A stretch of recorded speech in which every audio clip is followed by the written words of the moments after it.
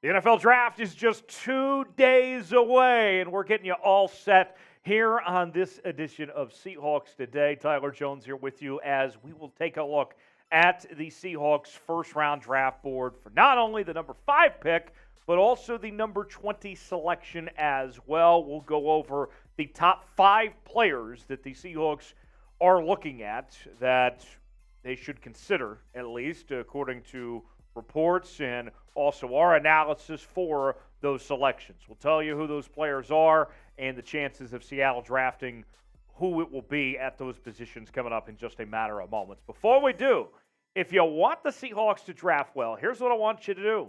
Smash that like button. Tickle that like button and don't jinx it. I've been told that if you like today's video, there is a 100% chance that the Seahawks will have a great draft. Last year, we did the same thing, and sure enough, the Seahawks had a great draft. So it's science. You got to trust the science, right? So don't jinx it. Go ahead and like today's video. Don't take any chances on it, and get some good vibes going to John Schneider and Pete Carroll's way, and we'll get started with today's show. So the big board for the Seahawks, we have looked at a couple different things to put this together of who Seattle could be looking at for these picks at 5 and 20. And I'll say this, the way that we're doing this is assuming that they stay at those spots, that they don't trade up or down, that they hold on to those picks. So obviously that would change things, but for all intents and purposes today for this exercise, let's just say that they stay at these spots at 5 and 20. So let's go to the report that Todd McShay had yesterday as far as the first round goes. He put out this report saying that the Seahawks plan to draft C.J. Stroud or Anthony Richardson at 5 if they're available. If they're both gone, then Will Anderson or Tyree Wilson would be the priority. McShay says that Jalen Carter is not expected to be the pick at number 5 and to keep an eye on Hendon Hooker at 20, that the Seahawks very likely will take a quarterback within the first round with one of the 2 first-round picks. Now, I know that McShay put that report out there, but I want to say personally that I'm not ruling out Jalen Carter, as this could all just be a smokescreen to try to boost some trade offers out there and get some movement of some sorts around. I do not believe the Seahawks have written off Jalen Carter and that they're done with Jalen Carter. In fact, I still lean towards, if you put a gun to my head right now, I would guess that Jalen Carter is probably the Seahawks pick there at 5, despite what McShay and maybe some others are saying. He's the first draft target we start off with, the guy that has been the leading candidate for quite some time for Seattle. Once he started to slip boards a little bit here and there, he had the visit with the Seahawks.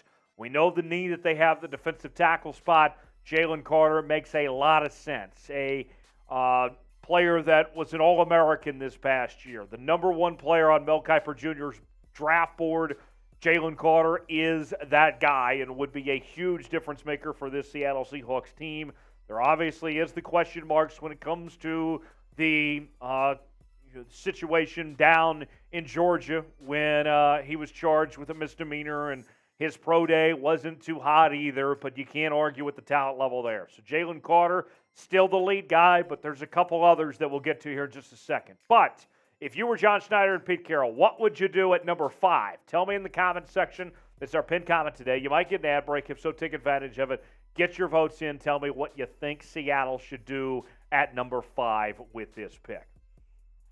So after Jalen Carter, then we go to a couple other names. Will Anderson. Personally, I still think that it's best for Seattle to go defense over taking a quarterback like Anthony Richardson. C.J. Stroud might be a different story if he's still around, but it's hard to say no to Jalen Carter or Will Anderson if they're both available, as far as I'm concerned, in this draft. We said a lot of great things about Jalen Carter. Will Anderson, generational talent as well. He was the best player in college football this past year, was an All-American the last 2 seasons. You can see his career numbers, average close to a sack every game, right? 39 games played, 34.5 sacks. Just unbelievable. 1 forced fumble, 59 tackles for loss, 204 tackles. Will Anderson is that guy and could be a difference maker for the Seattle Seahawks. Another guy on defense is Tyree Wilson, the defensive end from Texas Tech. And with Tyree Wilson, here's a guy that I know that he had the injury there that ended his season against the Kansas Jayhawks this past year. But up until that point, he was such a force to be reckoned with. 14 sacks, 1 forced fumble, 28 tackles for loss, 99 tackles. I know you're hearing people like Chris Sims say that Tyree Wilson's better than Will Anderson. I don't believe that to be true, but I still think that Tyree Wilson is a phenomenal football player and would be a good fit for what Seattle needs of trying to find more help on that defensive side of the ball. I don't think you can go wrong with any of these three players. I have a hierarchy personally. I think Carter and Anderson would be preferred, but if you end the night with Tyree Wilson as your pick, I think you still feel pretty fine as far as that goes. More players to get to in a moment. We still have to talk about the 20th pick as well. But before we do, today's show is sponsored by Z-Biotics. Let's face it, after y'all hit me with a bunch of super chats, I don't bounce back well the next day. That is until I found Z-Biotics. Z-Biotics pre-alcohol probiotic is the world's first genetically engineered probiotic. It was invented by PhD scientists to tackle rough mornings after drinking. Here's how it works. When you drink, alcohol gets converted into a toxic byproduct in the gut. It's this byproduct, not dehydration, that's to blame for your rough next day. Z-Biotics produces an enzyme to break this byproduct down. It's designed to work like your liver, but in your gut, when you need it most. Drink Z-Biotics before drinking alcohol. Drink responsibly, and go to good night's sleep to feel your best tomorrow. Give Z-Biotics a try for yourself. Go to zbiotics.com/chatsports to get 15% off your first order when you use code ChatSports at checkout. Z-Biotics is backed with a 100% money-back guarantee, so if you're unsatisfied for any reason, they'll refund your money, no questions asked. Remember to head to zbiotics.com/chatsports and use code ChatSports at checkout for 15% off. Thank you, Z-Biotics, for sponsoring today's video. So, as mentioned in the report from Todd McShay, that the Seahawks have interest at the quarterback position, there's two names to watch for this possibility. We all expect Bryce Young to go number 1 to Carolina, so that's not an option. Will Levis, his stock has fallen. I don't think that Will Levis is what Seattle is looking for. It's two guys. C.J. Stroud out of Ohio State.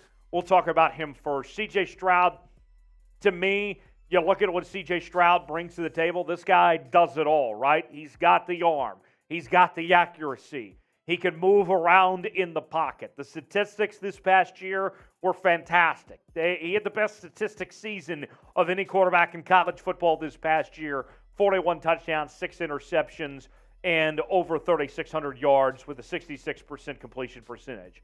My one knock on C.J. Stroud was that in some of the biggest games of his career were some of his biggest struggles. When you looked at the games against Michigan the last 2 seasons, C.J. Stroud didn't answer the call. Now, he did play well in the college football playoff game that they lost to Georgia, but that's my big concern, is just not being able to step up for those primetime moments as far as that goes. But he's still a young player. He can certainly overcome that as far as that goes. The other name at the quarterback spot is Anthony Richardson out of Florida. Now, we have said for a long time, it's been the belief of Seahawks Today that Anthony Richardson is a project, that he's not ready to start day one in the National Football League compared to a guy like C.J. Stroud, who the expectation would be that he should be able to start right away. But with Anthony Richardson in the Seahawks situation, you would not be asking Anthony Richardson to start at the very beginning, as you have this 3-year deal with Geno Smith, and really only about one of that is guaranteed. So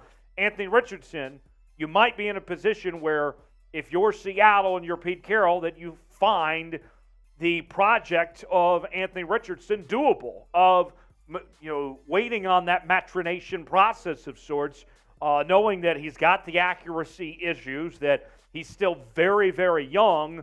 If you're Seattle, you might be in that position to potentially let him sit. But at the flip side, too, you have to think, if you're Seattle and there's all those good defensive players that we talked about on the board, and you got all this talent coming back and the moves you've made, you're in win-now mode right now. So it's a two-edged sword. Yeah, Anthony Richardson doesn't have to play with already having Geno there, but wouldn't you rather use the pick on one of these big-time defensive players that can take you to the next level? So that's kind of the predicament that you bring to the table when it comes to Anthony Richardson. So, of these two quarterbacks, who do you like?